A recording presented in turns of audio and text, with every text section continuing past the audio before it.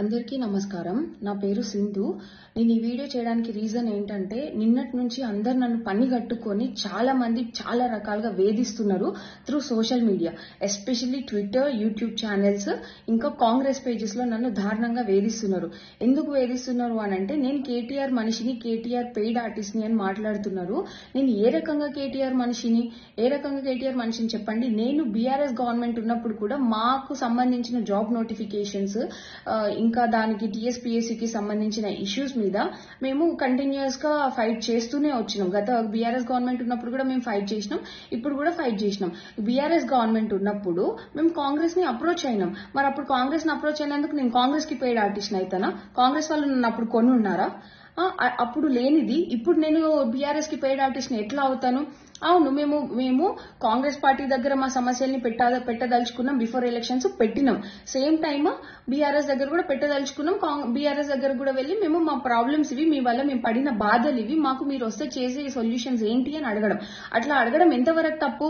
నేను being a person ఒక పార్టీకి సంబంధించి ఒక పార్టీని ఎంచుకోవాలా లేదా అన్నది నా choice. At the same time నేను న్యూట్రల్ ఉండాలనుకోవడం కూడా నా చాయిస్. ఇప్పుడు మీరు అందరూ అంటున్నారు కదా నేను బీఆర్ఎస్ పెయిడ్ ఆర్టిస్ట్ అని చెప్పి. ఈ రోజు ఏ ఒక్కరైనా నన్ను ప్రూవ్ చేయగలుగుతారా నేను బీఆర్ఎస్ పెయిడ్ ఆర్టిస్ట్ అని? నేను ఎక్కడైనా బీఆర్ఎస్ కండువా కప్పుకొని ఉన్నానా? ఏ ఒక్క చోటనైనా నేను బీఆర్ఎస్ కి ఓట్ వేయండి అని చెప్పిన దాన్ని ఏ ఒక్కటన్నా బయట పెట్టండి. ఈ రోజు బయట పెట్టి మాట్లాడండి. బయట పెట్టకుండా ఒక ఆడబిడ్డను పట్టుకొని అడ్డగోలుగా ట్విట్టర్ లో, ఫేస్బుక్ లో, ఇన్స్టాగ్రామ్ లో ఎక్కడంటే అక్కడ ట్రోల్స్ చేస్తున్నారు. ఇది ఎంతవరకు సమంజసం అని నేను అడుగుతున్నా. ఎందుకు ట్రోల్ చేస్తున్నారు అంటే ఇప్పుడు మేము క్వశ్చన్ చేసేది కాంగ్రెస్ గవర్నమెంట్ నిరుద్యోగులకు ఇచ్చిన హామీలనే కదా క్వశ్చన్ చేసేది. దాన్ని మేము క్వశ్చన్ చేస్తే మమ్మల్ని ఇంత టార్చర్ చేస్తారా మీరు? మీకు రైట్స్ ఎవరు ఇచ్చిండ్రు? ఒక పర్సన్ ని టార్చర్ చేయాల్సిన రైట్స్ ఎవరు ఇచ్చిండ్రు? తీన్మార్ మల్లన్న అంటాడు శంకిని అని మాట్లాడుతున్నావు. తీన్మార్ మల్లన్న ఏ రకంగా శంకినిగా కనిపిస్తున్నా? నేను ఇదే సమస్యల మీద, ఇదే టీఎస్పీఎస్సీ సమస్యల మీద నేను నీ స్టూడియో కూడా వచ్చి మాట్లాడినా. ఆ రోజు నేను శంకిని లాగా కనిపించలేదా నీకు? ఆ రోజేమో నేను దేవత లాగా కనిపించినా, ఈ రోజు శంకిని లాగా కనిపిస్తున్నా. అయినా కాంగ్రెస్ గవర్నమెంట్ కి నిరుద్యోగులందరూ ఈ రోజు ఎందుకు అంత చేదుగా కనిపిస్తున్నారు? ఆ రోజు ప్రతి ఒక్క కాంగ్రెస్ మనిషి మేము ఎక్కడుంటే అక్కడికి వచ్చి మాతో మాట్లాడి ఓట్లు వేయండి, మీకు బీఆర్ఎస్ గవర్నమెంట్ కంటే ఇంకా మంచిగా చేస్తామని మాట్లాడి నమ్మబలికి మాతో ఓట్లు వేయించుకున్నారు కదా. మరి నేను కాంగ్రెస్ కి నేను కూడా పనిచేసినాను, బరాబర్ చెప్తున్నా. నేను ఏఐసీసీ వాళ్ళతో కలిసిన వాళ్ళ దగ్గర నేను మాట్లాడినా, మేము బీఆర్ఎస్ వల్ల నష్టపోయినాం, అన్ఎంప్లాయీస్ అందరం నష్టపోయినాం, మళ్ళీ మాకు అట్లాంటి నష్టం కాంగ్రెస్ గవర్నమెంట్ లో జరగకూడదు అనే విషయంలో నేను వాళ్ళ దగ్గర మాట్లాడినా. కోదండ రామ్ సార్ దగ్గర కూడా నేను మాట్లాడిన. ప్రతిదీ నేను కోదండ రామ్ సార్ చెప్పిండ్రు ఎలా చేయాలి ఏంటి అని. మేము ఆ ప్రకారంగా చేసినాం, మాట్లాడినాం. అప్పుడు ఎందుకు నేను కాంగ్రెస్ మనిషిని అవ్వలేదు? అప్పుడు ఎందుకు నన్ను కాంగ్రెస్ పెయిడ్ ఆర్టిస్ట్ అని అనలేదు? ఈ రోజు ఎందుకు నన్ను బీఆర్ఎస్ పెయిడ్ ఆర్టిస్ట్ అంటున్నారు? అవును, బీఆర్ఎస్ రూలింగ్ లో ఉన్నప్పుడు కాంగ్రెస్ అపోజిషన్ దగ్గరికి మేము వెళ్ళినాము. ఇప్పుడు కాంగ్రెస్ రూలింగ్ లో ఉన్నప్పుడు బీఆర్ఎస్ అపోజిషన్ దగ్గరికి వెళ్ళడం తప్ప? ఎట్లా తప్పు అవుతుంది? ఏ రకంగా తప్పు అవుతుందండి అది? అది మాకు ఎందుకు ఇచ్చారు? మాకు ఆ చాయిస్ ఎందుకు ఇచ్చారు? అపోజిషన్ దగ్గరికి వెళ్ళే చాయిస్ ఎందుకు ఇచ్చారు? మేము మిమ్మల్ని అడిగినామా? మిమ్మల్ని మా హామీలు ఎవరు ఇచ్చారు? కాంగ్రెస్ గవర్నమెంటే కదా హామీలు ఇచ్చింది. మరి ఆ హామీలు తీరిస్తూ మేము వెళ్ళాం కదా బీఆర్ఎస్ దగ్గరికి, అపోజిషన్ దగ్గరికి మేము వెళ్ళాం కదా. ఈరోజు తీన్మార్ మల్లన్న నువ్వు మాట్లాడుతున్నావు, నువ్వు గెలిచినావు, ఒక ఎమ్మెల్సీగా గెలిచినావు, నీకు ఎవరు ఓట్లు వేస్తే గెలిచినావు? చదువుకున్న గ్రాడ్యుయేట్స్ వేస్తేనే కదా నువ్వు గెలిచింది. అట్లాంటిది నువ్వు ఈ రోజు ఒక గ్రాడ్యుయేట్ ని పట్టుకొని శంకిని అని మాట్లాడడం ఎంతవరకు కరెక్ట్? నువ్వు ఏ రకంగా అంటున్నావు? నన్ను ప్రూవ్ చేయి, దమ్ముంటే నువ్వు ప్రూవ్ చేయి. పవర్ నీ దగ్గర ఉంది, కాంగ్రెస్ గవర్నమెంట్ రూలింగ్ లో ఉంది, పవర్ ఉంది, ప్రూవ్ చేయండి. నేను ఏ బీఆర్ఎస్ నాయకుడి దగ్గర పైసలు తీసుకున్నా అనేది మీరు ప్రూవ్ చేయండి. బరాబర్ నేను దేనికైనా సిద్ధంగా ఉంటా. ఈ రోజు ఏమి తెలియకుండా ఇష్టంగా ఒక ఆడబిడ్డని పట్టుకొని ట్రోల్ చేస్తే ఇంకోసారి కాంగ్రెస్ గవర్నమెంట్ ని క్వశ్చన్ చేయదని మీరు అనుకుంటున్నారా? ఇట్లా ఎంతకాలం భయపెట్టి అణచివేస్తారు నిరుద్యోగుల్ని? సరే, నేను ఒక్కదాన్నంటే వచ్చి నా కాంగ్రెస్ మీద కోపం ఉండి నేనేదో చేస్తున్నా అనుకోవచ్చు. మరి నిన్న వచ్చిన వేల మంది నిరుద్యోగులు ఎవరిని చూసి వచ్చిరు? ఎవరు రెచ్చగొడుతూ వచ్చిరు? రెచ్చగొడితే 1000 మంది వస్తారు, 2000 మంది వస్తారు, అంతే తప్ప ఇంకా ఎక్కువ రారు కదా. కానీ నిన్న ఎంతమంది వచ్చిరు మీకు కనిపించట్లేదా? మీకు ఇంటెలిజెన్స్ రిపోర్ట్ లేదా? వాళ్ళందరూ ఎందుకు వచ్చిరు? వాళ్ళ కడుపు మండే కదా వచ్చింది. ఒకరు రెచ్చగొడితే రెచ్చిపోయి రావడానికి వాళ్ళేమి ఇది కాదు కదా. అందరూ ఎడ్యుకేటెడ్, వాళ్ళకి తెలుసు ఎవరు రెచ్చగొడుతున్నారు, ఎవరు రెచ్చగొట్టట్లేదని వాళ్ళకి తెలుసు కదా. సరే, కొంతమంది అంటే ఫాలోవర్స్ ఉంటారేమో, మరి మిగిలిన వాళ్ళందరి గురించి ఏం చెప్తాం? వాళ్ళకి సమాధానం చెప్పండి. ఎందుకు సమాధానం చెప్పట్లే? ఏమన్నా అంటే కొంచెం ముందుకొచ్చి క్వశ్చన్ చేస్తే కాంగ్రెస్ వాళ్ళు చేసేది మెంటల్ గా మానసికంగా ఎంత టార్చర్ చేయాలో అంత టార్చర్ చేస్తున్నారు. నేను చెప్తున్నా, మీరు ఏ రకంగా ఎంత టార్చర్ చేసినా గానీ నేను తగ్గను, నేను తగ్గేది లేదు. ఎందుకు తగ్గాలండి? నేనేం తప్పు చేసా? మేము మా శాంతియుత నిరసన తెలుపుకోవడం ఇట్స్ ఆర్ ఫండమెంటల్ రైట్. మీ గవర్నమెంట్ ఎందుకు వైలేట్ చేసింది మా ఫండమెంటల్ రైట్ ని? అంతమంది పోలీసులను పెట్టి ఎక్కడక్కడ ఎందుకు అరెస్ట్ చేయించింది? అంటే నిరుద్యోగులకు భయపడే కదా అరెస్ట్ చేయించింది. అంత భయం ఉన్న వాళ్ళు, మీరు అంత భయం ఉన్నప్పుడు మరి అంత ఛాన్స్ ఇవ్వద్దు నిరుద్యోగులకి. ఎందుకు ఇస్తున్నారు మీరు ఛాన్స్? రోడ్ల మీదకి రావాలని ఎందుకు ఇస్తున్నారు? ఈ రోజు మాట్లాడుతున్నారు నేను బీఆర్ఎస్ దగ్గర పోయినా చేసినా అని. నేను ఏ ఒక్క కాంగ్రెస్ నాయకుడిని కలవలేదా? చూడలేదా? నేను ఏ ఒక్క కాంగ్రెస్ నాయకుడు నేను చూపియాలా ఏ కాంగ్రెస్ నాయకులు నేను కలిసినానో? అంతేందుకు ఈ రోజు రియాజ్ అనేటోడు మాట్లాడతాడు, స్టేటస్లు పెడతాడు నా గురించి.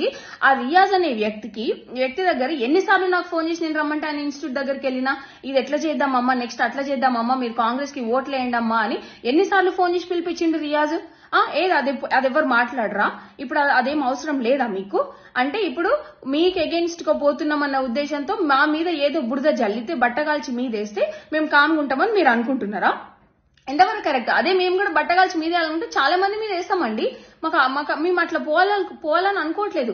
కేవలం మాకు గ్రూప్ 2 మా డిమాండ్స్, మా గ్రూప్ 2 and 3 పోస్టులు పెంచాలి, ఎగ్జామ్ డిసెంబర్ లో పెట్టాలనేది ఒకటి, ఇంకా గ్రూప్ 1 1:100 చేయాలనే దాని మీద చాలా మంది స్టూడెంట్స్ ఫైట్ చేస్తున్నారు. మీరు ఆ ఇష్యూని పట్టించుకోకుండా ఈమె బీఆర్ఎస్ పెయిడ్ ఆర్టిస్ట్, ఈయన బీఆర్ఎస్ పెయిడ్ ఆర్టిస్ట్ అని మా మీద బట్టగాల్చి మా మీద వేస్తే ఉన్న ఇష్యూ సాల్వ్ అవుతుందా? మీకు అంత చేతనైన వాళ్ళు అయితే ఉన్న ఇష్యూని సాల్వ్ చేయండి.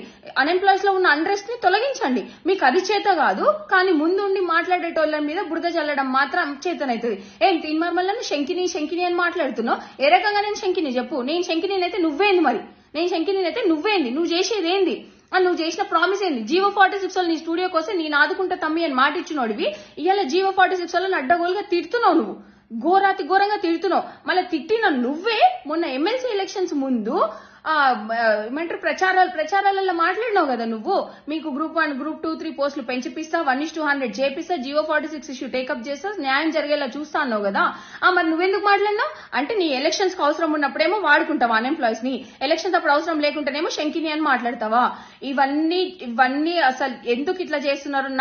రేపొద్దున నాకేమన్నా అయితే దీనికి కారణం ఖచ్చితంగా తీన్మార్మల్లన్న రేవంత్ రెడ్డి, కాంగ్రెస్ గవర్నమెంట్ మాత్రమే. ఎందుకు అనంటే ఒక ఆడపిల్ల అనేది కూడా చూడకుండా అడ్డగోలుగా మాట్లాడుతున్నారు. ఇదే ఆడపిల్లని బయటకు వచ్చి బీఆర్ఎస్ గవర్నమెంట్ ముందు ఫైట్ చేస్తున్నప్పుడు ఈ రోజు నన్ను ట్రోల్ చేసే మనుషులే బాగా ఫైట్ చేస్తున్నావమ్మా నువ్వు చెయ్యి, ఇట్లనే మన డిమాండ్స్ మనం సాధించుకోవాలి, అది మన హక్కు అని చెప్పినోళ్ళు ఇవాళ ఎందుకు హక్కు కాకుండా పోతుంది?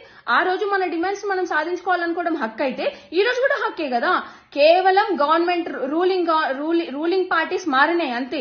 గవర్నమెంట్ లో మొన్న బీఆర్ఎస్ ఉంది, ఇవాళ కాంగ్రెస్ ఉంది అంతే తప్ప దానికి మేము హక్కులు సాధించుకోవాల్సిన కెపాసిటీ మాకు ఉంటది.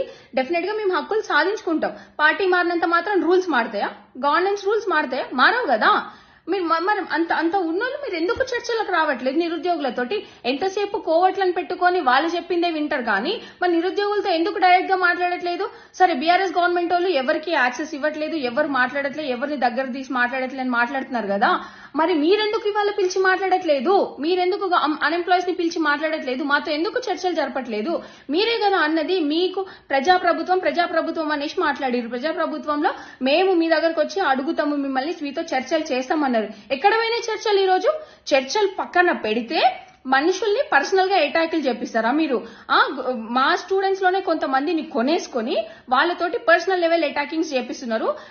నేను చెప్తున్నా, ఈ రోజు రేపు పొద్దున్న నాకేమన్నా జరిగితే, నాకు గాని నా ఫ్యామిలీకి గాని ఏమన్నా నష్టం జరిగితే దానికి కారణం తీన్మార్ మల్లన్న, ఇంకా రేవంత్ రెడ్డి, ఇంకా కాంగ్రెస్ గవర్నమెంట్ లో ఉన్న పెద్దలు.